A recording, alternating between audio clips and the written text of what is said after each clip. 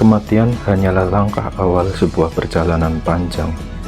Baginya yang sudah tidak lagi hidup dan meninggalkan jejak perjuangan, dan bagi kita untuk menjaga dan merawat perjuangannya agar tetap hidup.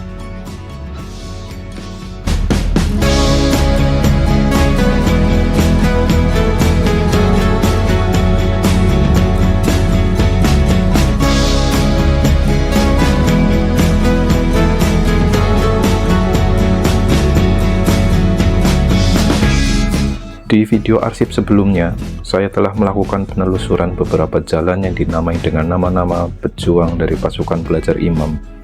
Hingga dari penelusuran tersebut, sampailah di jalan bernama Maijen Sutoyo, tempat di mana terdapat Taman Makam Pahlawan Tanjung Nirwana Purwokerto. Dan tidak jauh di sisi utara Taman Makam Pahlawan Tanjung Nirwana Purwokerto, terdapat suatu komplek makam kecil keluarga besar pasukan belajar Imam. Seperti yang dikatakan oleh Pak Bambang, adik dari almarhum Pak Bayu Amperet Moko, yang juga merupakan putra dari salah satu pejuang pasukan belajar Imam bernama Suwarno Suhari, bahwa makam ini berada di area pemakaman Tarimarila, Desa Tanjung, Purwokerto Selatan. Patokannya dari pangkalan gas LPG dan cuci kendaraan kiri jalan masuk ke gang kecil. Di sana sudah dapat terlihat papan nama Yayasan Masjid dan Makam Tarimarila Tanjung Purwokerto.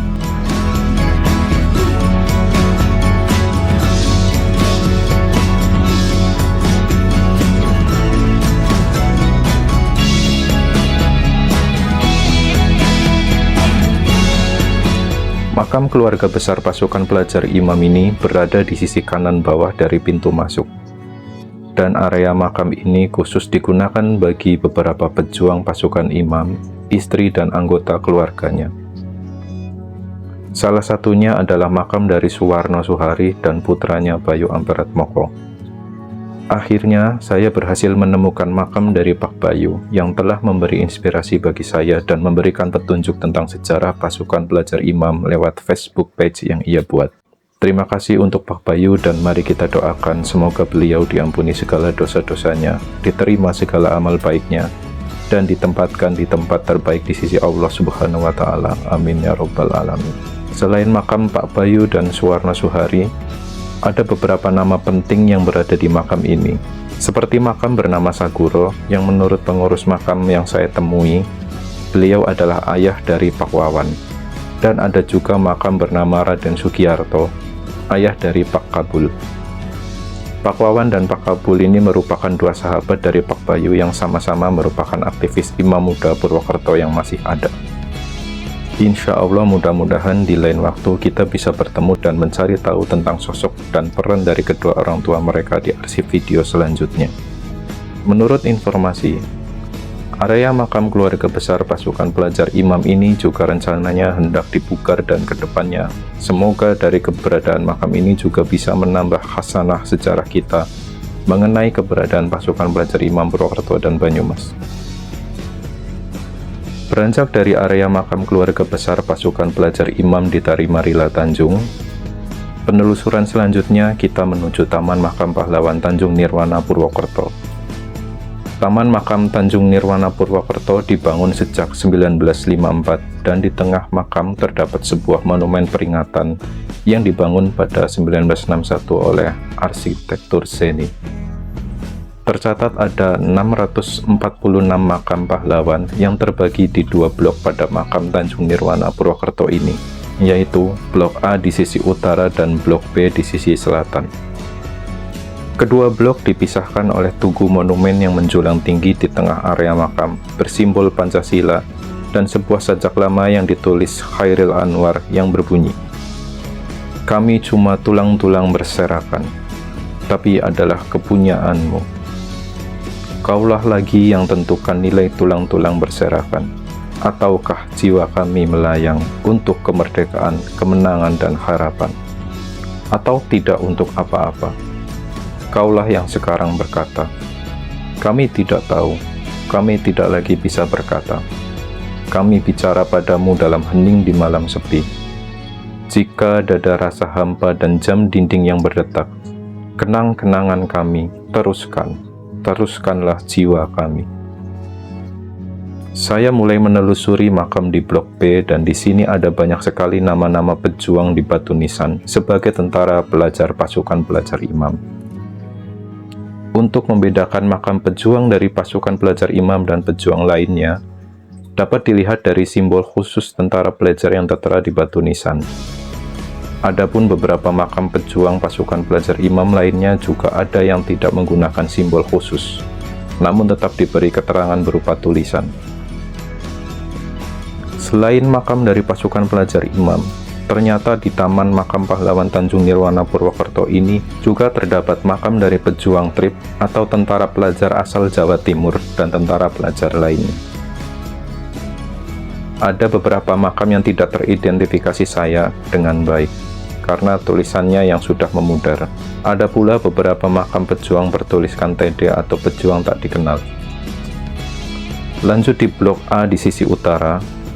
Di sini keberadaan makam pasukan pelajar imam atau tentara pelajar lainnya tidak cukup banyak, seperti yang ada di Blok B. Namun di Blok A inilah terdapat makam dari tokoh penting pasukan pelajar imam berada, yaitu makam dari pendiri pasukan pelajar imam Suparto dan tokoh Muhammad Besar yang berdampingan hanya dipisahkan oleh satu makam saja.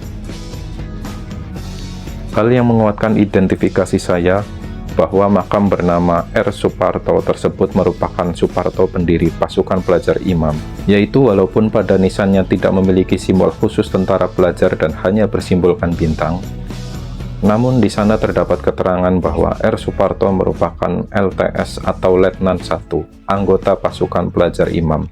Hal lainnya yang menguatkan identifikasi adalah tanggal wafatnya yang tercatat pada tanggal 8 Agustus 1947.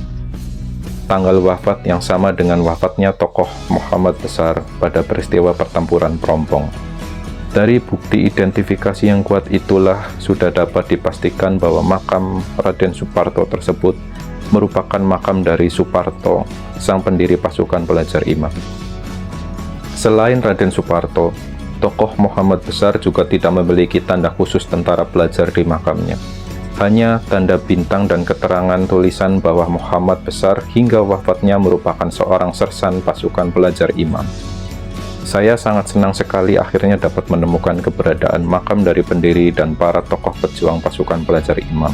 Tidak lupa kita doakan, semoga mereka semua mendapatkan tempat terbaik sebagai para syahid pejuang kemerdekaan Indonesia di sisi Allah Subhanahu wa Ta'ala. Amin.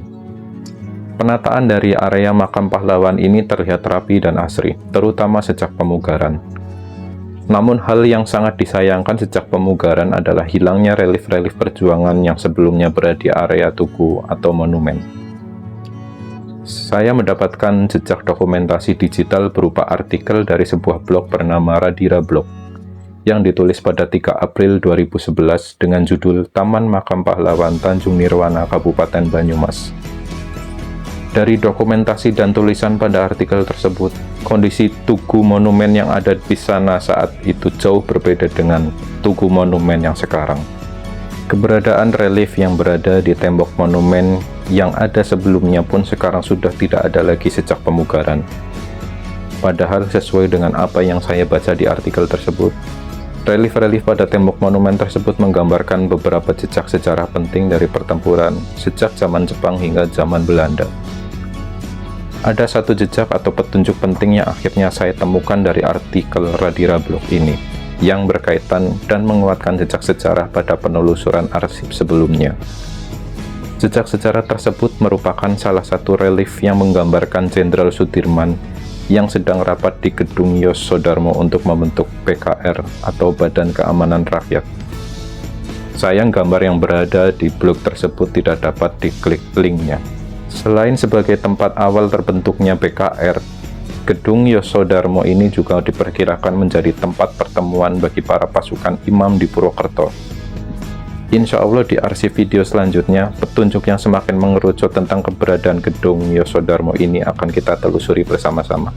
Satu hal lagi yang membuat saya penasaran adalah banyaknya gelar R atau Raden yang disandangkan kepada para tokoh dari pasukan pelajar imam. Penyematan gelar Raden di zaman dulu tidaklah sembarangan dan hanya diberikan kepada seseorang yang masih memiliki silsilah kekeluargaan dengan raja-raja tertentu. Apakah Raden Suparto dan tokoh pejuang dari pasukan pelajar imam lainnya yang memiliki gelar Raden masih memiliki hubungan kekeluargaan dengan raja-raja zaman dulu? Insya Allah hal tersebut juga akan kita telusuri di arsip video selanjutnya. Buat kalian yang memiliki jejak sejarah tentang keberadaan pasukan pelajar imam, bantu saya untuk beritahu di kolom komentar.